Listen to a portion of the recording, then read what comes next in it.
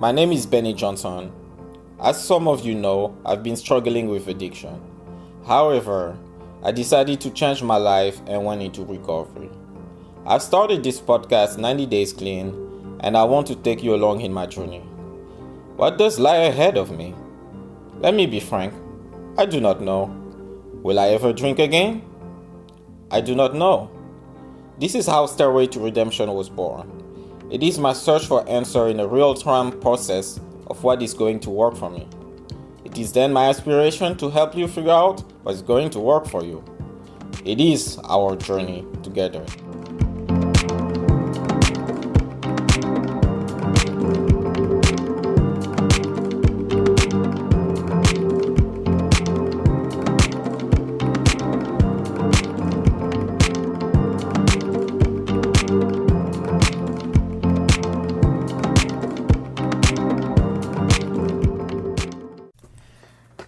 Good morning, guys. Welcome to Stairway to Redemption, a podcast about addiction and recovery. This week is a solo episode IV, intravenous. No, episode 4. That was a bad joke.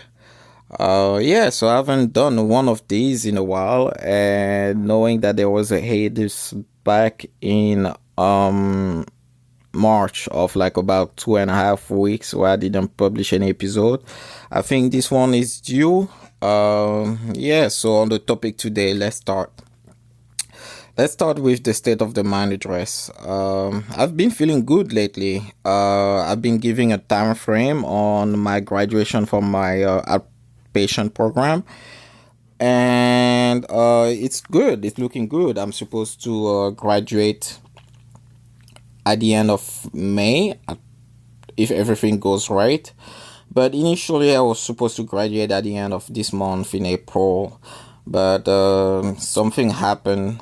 I had an incident back in early March. I had a relapse. Yep, that happened. On March 3rd, I drank that night, just that one night, and I fell into a depressive state for like 3 to 5 days after that. Here's what happened. So I met a woman in a tea house not far from where I live, where there is non-alcoholic events, networking events and stuff. And it happened that she was also in recovery. We went to the same inpatient program, at different times. Obviously, I didn't know who she was. But yeah, let's call her Christina for the sake of, obviously I'm not going to give her her real name. But yeah, so I met Christina at this non-alcoholic event at the tea house, and we hit it up. And so a few weeks after, we went out to dinner, non-alcohol, everything went fine. We went to like an ecstatic dance and meditation. It's a spiritual event, meditation, Reiki, ecstatic dance. After dinner, and it was a good time. So we were always talking on the phone or like talking on social media via texting and stuff. We kept in touch, and we're supposed to meet up around that weekend of the March 3rd, which is a Friday, I believe. We're supposed to hang out that Thursday at the tea house where we met, but when I show up there, she already left. So I was told by the waiter, the shop, I don't know, whoever works behind the counter, because you cannot call them bartender in a tea house, I think. Yeah, who knows? So I was told that she left, and I didn't think too much of it. And then the Friday, she gives me a call that she had a bad time, that she drank the night before, that she left to drink because she was going through a hard time, and I feel bad for her. So I offered to take her to the movies to change her mind on that Friday. So on my way of picking her up, little did I know when she shows up where I'm supposed to pick her up, she shows up drunk. And I not only she shows up drunk, but in the Uber to the theater, she basically tells me that she wants to stop at the liquor store to pick another bottle because she finished the one she was drinking. I was so blindsided, not ready to meet up or drunk that I was like, what am I gonna do? Am I gonna leave this girl to her own device, or am I gonna help stuff? So I was taking yeah, blindsided. Basically, she stopped by. She got her bottle. Uh, that was definitely a bad idea in retrospect. Like I should not have been there when she picked up that bottle. Obviously, because that's a bottle that I had a sip with for. But in my mind at the time, I was like, she's already drunk. She wants, let her ride off that wave, and I'm just gonna be her sober friend by her side, because I didn't want to leave this woman to her own device. But on the way to the movies, it's clear she didn't drink that. She didn't even open that bottle. She was still riding on the same, uh, how you say it, like drunkenness, or yeah, or the same wave that she was on when I met up with her. She didn't drink more any more on the spot. But yeah, she got a new bottle. And I knew on the way to the movies that, this was pointless. She was not going to be able to stand to even watch the movie. She kept apologizing about, me seeing her in a state and stuff, try to comfort her.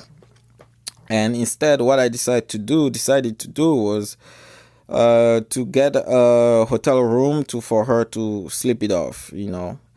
Yeah, I know it might sound strange, but in my mind, I was like, there's no way I'm gonna, be willing to have any type of like sexual relationship with that woman in that state. I didn't want to, and that was not my intention. I just wanted her to get better, to be able to be in a safe space where she could just sleep it off and then, snap out of it.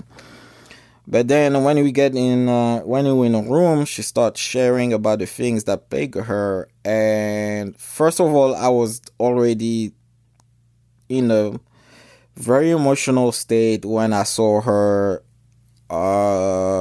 drunk, because I wasn't not ready to see her that. And when she started sharing, I felt I was overwhelmed with empathy and yeah, I was basically overwhelmed with emotion and empathy, and I was like, man, I thought I got it bad. Obviously, I cannot disclose the things that she told me, but so to for two things, I guess I took a swing from the bottle she bought for two things to help me process what I was hearing, because I mean that was some deep stuff, like deep personal stuff. And also at the time I think I didn't want to let her suffer alone. So yeah, I started drinking. And it was a small, like, not even a fifth, like it's those small bottle that people like put in there, like have a flask, like a flask size bottle. So it didn't last us long. And when the alcohol was gone, I offered that, like, we should keep the party going and get more. But then she starting arguing with me that that she is the reason I relapsed, that she felt bad. And I argued back that I'm a grown man, that no, like she's not the reason that I decided to drink. And we got into an argument and she left the room. So me being pretty already drunk, it didn't take much, because at the time I was sober 8 months, right? 8 months sober. It didn't take me long to be drunk. So yeah, I was by myself, got another bottle and drank. The next day, obviously, woke up hangover as shit because after not drinking for 8 months, it was a nightmare. On the ride home, I realized that I didn't let my folks know that I was not gonna come home at night. So yeah, I had to heard it, when I got home. But I didn't want to hear it from my mother. Went straight in my room, went to bed, and hoped that I will wake up from a nightmare like nothing happened, because I thought at the time that when I was sleeping, I thought that I was hoping that if I woke up everything would be fine, that it was just a nightmare, but it wasn't the case. So the next few days, that Saturday, Sunday, Monday, Tuesday, I just didn't want to face the music. I felt like a fraud because I lost my day count, because I knew I had to hear it from my mom, my dad, who lives abroad, so he's not at home. I had to also confess to my outpatient group. All those things that I knew I had to do, put me in a state where I didn't want to move anymore. I skipped work. I didn't even show up to work. I'm lucky I'm still have a job, but like I didn't show up to work for 2 days, and yeah, I was in a depressive state for 3 to 5 days. It took me so it would happen on a Friday night where I just drank. So that alcohol was out of my system by Saturday. I didn't feel hangover Saturday, but like that depressive state lasted until Thursday, I would say, just because of all the consequences of relapsing. So yeah, I cut ties with Christina, obviously, for obvious reasons. But yeah, the moral of this is like I don't want to hurt. I'm not blaming her for my relapse, but I still resent her because I wish she had told me she was still drunk at the time or she was drinking at the time I decided to take her to the movies, because I know I will not have shown up, or I will have called somebody else to help her. I resent her for blindsiding me, but in this recovery thing, that's gonna happen. I'm gonna be exposed to situation that can lead me to drinking. The problem that is that I need to react accordingly in the right moment, live in front of it, and use my coping skills. Yeah, in retrospect, what I should have done is like driven her home, even if she didn't want to. Like, definitely not let her get a bottle. That was a stupid idea, because that bottle also led me to relapse. And yeah, the aftermath. This will lead us to our second segment. I would say to another. Actually, it leads us to another question. Like, I noticed from the aftermath that I don't want to fall into that depressive state anymore. Like, the substance itself didn't do as much damage as the guilt and shame that came after it. Like I said earlier, I was, plagued by the burden of having to face the music, because I knew my parents, who, would remind you, are not don't know much about addiction, and never been in the program, that I would have to face the music coming from them. And I did. It was not pleasant. They know what they know. They don't understand the circumstances of the relapse. Like they will not get it, and I need to come to term with them not getting it. For them, like, and it raised also another issue. They thought like I was drinking before because sometimes I would go out late with friends, even friends in a program, and come home pretty late. But they thought that any basically time where I came home late for them was a time where I was drinking, and it wasn't true. And this relapse, basically, they use this relapse to confirm their fear, and it hurts knowing that your parents don't trust you and rightfully so, because for so long I've fooled them, and they feel like every time something happened, I bet you they feel like they've been fooled again. And I take that upon me, but I decided that I don't need their approval or their recognition for me to be sober. So, whether they get it or not, what happened, I don't need them to understand in order for me to get back on the recovery horse. That's one thing. The other thing that plagued me also was losing the day count. So this is gonna lead us to a topic of this episode. I noticed I gave my day count way too much importance, because losing it, wow, I felt like a fraud. I felt a fraud also for the podcast. I was like, how I'm gonna lose my day count, talk about recovery to people when I just lost my day count. I was 8 months and I relapsed. How credible will I be? And interestingly enough, when I snap out of that depressive state, I felt the same way, exactly the same I felt a week before. A man with 8 months sober, the same clear mind. So I decided not to count my days anymore. So this is something I'm not going to do. Like, I'm not going to count my days anymore. I know since what did I say? I said like the relapse happened like March 3rd.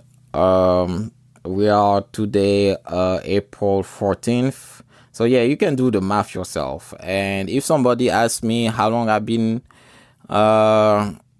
in recovery, I'm still gonna say I've been in recovery for 9 months. I'm not gonna say I've been sober for 9 months. I'm just gonna say in recovery for 9 months. Maybe depending on who I talk to, I'm gonna mention that I had a slip up or relapse of 1 day, in between. But yeah, because I know, like, the problem with the day count is after a relapse, the day count is not significant. The day count doesn't show the work that was done before.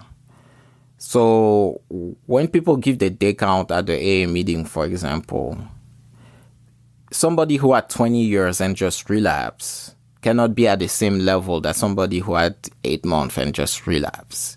But if they have that new day count, all people hear is a day count. They don't hear like the whole wisdom that's behind it. For example, I'm with there's an individual in my group who had 20 years sober and now had about the same day count as I had.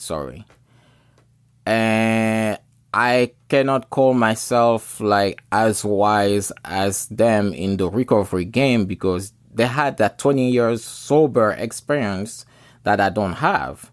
But when we both at meetings and they share the day count and I share mine, when we have that same day count, I don't I don't agree with that. I don't agree with the fact that day count is so important, but yeah, that's a question for also for you guys. What do you think about the day count? You can reach out definitely in social media and on Instagram or via email, whatever, to give me your opinion. Yeah, because when I do the cost analysis of keeping a day count, I understand that at the beginning of recovery, it's a good self-esteem booster. You've been 30 days sober, 60 days sober, 90 days sober. It comes with perks. You can share, you can take a commitment. It comes with all those perks from the AA community or like any other recovery community that you go to. But we're gonna stay in AA right now, and it comes with perks, right? It's self-esteem booster. But I noticed after a while, probably around 6 months, it loses its effect. Like you just go with the motion, you stay sober, you good. But losing that day count did some damage to me, and it did way too much damage than it should have done. So I decided not to count any day, one day at a time, sure. But what I'm thinking is, what the mindset I want to be in is, no matter what happens in the future, if I were to fall again, for any extra reason, no matter the reason, I don't want to be in a state of losing 4 days because I'm depressed. I feel like a fraud. I want to get back on that recovery horse, metaphoric horse. That's the recovery as soon as possible, because I think that's what needs to be done first, right? And counting the days and losing them after goes against it. It definitely hindered me from getting back on my horse the fastest.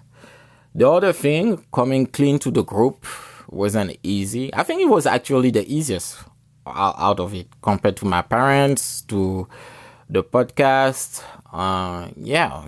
Coming clean because if you guys know how the outpatient programs work in recovery, if you relapse, you're supposed to tell. So I came clean to my group, to my counselor. I didn't even get, they drug test you so often, but I didn't wait to. I could have gone away with it, but because since it was just alcohol, would have been out of my system by the time they drug test me. But I cannot lie to myself, in this life, because it's hard, when you're not sincere in your recovery, your subconscious is in torture, in turmoil, because even if out loud you tell people that you've been sober for so long and you didn't do it, you didn't drink, your subconscious is calling you a liar, right? And it will transpire sooner or later into your behavior, into your sleep, into your pattern. So that's not something I believe that should be kept. So I came clean to the group, and that happened. So another thing also I want to abort. So relapsing due to hanging out with a woman made me think of sitting down and answering a question, a very important question to myself, and about being in recovery. And that question is, am I lonely? That's loneliness is a feeling that also in conjunction with being in recovery or in addiction, that's like a feeling that can lead to relapse. So I needed to sit down and answer and do an introspection on my feelings, and did I relapse because I was lonely? And I came to that conclusion. I'm not lonely. I actually enjoy being alone. But there is a certain comfort in, connecting with somebody who knows what you went through. And those are sometimes the pitfall of, the double-edged sword. There are benefits and pitfalls of growing close with somebody who is in the AA community. Christina was not in the AA community. She was trying to get sober by herself. And I guess that was definitely, I don't want to use red flag, but maybe red flag, a sign that I should not have been trying to connect with her.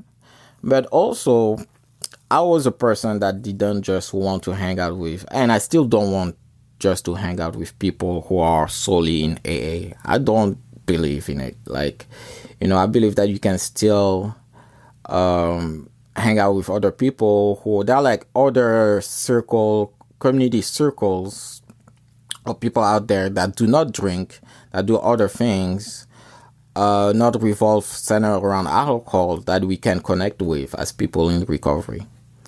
And because this question needed to be answered for sure, because that was a question also I was asked by my counselor.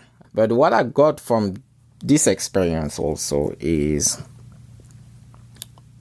pick up on the sign, like make sure who you want in your team, like close to you. If people are having like deep issues, like whether it's they're being abused or they're into rough stuff, their mood and their behavior can permeate through your well-being. Like when people say don't put your recovery at risk, because energy flows. Yeah, that's what I want to say. Energy flows. So when people are experiencing a bad time, going through a rough time, their energy can go definitely through you.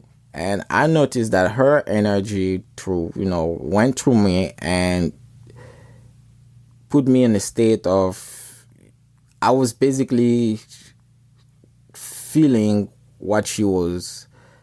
I was feeling her energy and her energy basically, and me feeling that energy led me to relapse, if we're to say. All right, guys. So I'm gonna finish up with this. If I had to spread a message, the moral of this story of what happened to me,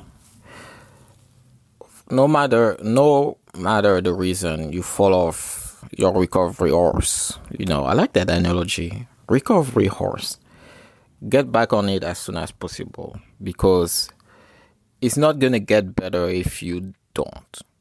I don't believe that people who experience a similar relapse in mind, just one day or 2 days, a short, some will call a slip up, should go on a run because they relapse. The importance is to be true and honest with ourselves and share the experience with anyone that you trust, whether it's in AA or your therapist or in the outpatient program or a friend, what happened, because what might lead somebody to go down the slippery slope is experiencing those moments and keeping it for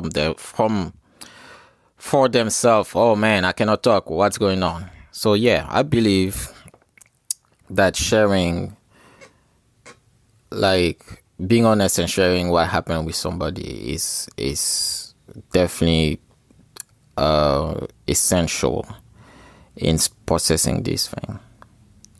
Right. All right. Enough about this. I want to talk to you guys about the next thing. Before I leave you, the Patreon page. Boom. Woohoo! Now our Patreon page is finally out. I created the page so you guys can help me with the cost of running a podcast.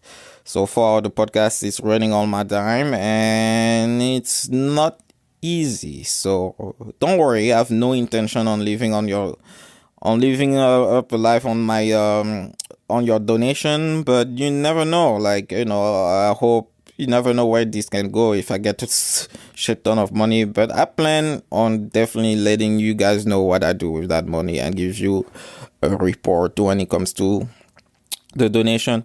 For now, there are only 2 membership tiers. The first one is Cup of Joe. For $3, it's our entry level membership. You can just show your love and support for $3. And cup of Joe, cup of coffee. For $2 more a month, so total $5 a month, you get a special episode access where I plan on releasing all special episodes, such as the roundtable episode, where myself and some friends will talk about our current challenges in recovery. And guess what? I just released an exclusive first roundtable episode on the page. In that episode, I'm joined by Katie from episode 11, Relapse, and Rich from episode 9. If you remember, the title was "It Work Until It Doesn't." Yep, and yeah, so we talk about subject like dating and sobriety, the benefits of also a group therapy that you cannot find in AAA, the importance of counting days, and many other topics. So yeah, join our Patreon page. It's Patreon, Patreon/Stairway to Redemption. And also one mention, we have a new logo, guys. I don't know if you noticed. Thank you very much, D, for the new logo. It slaps. I love it. And I think that's it. Alright, guys. This was fun, and I will see you in a week and a half. There won't be any episode this Friday, since I released this episode, I think Tuesday or Wednesday. Alright, guys. I will see you later. Bye. In a week.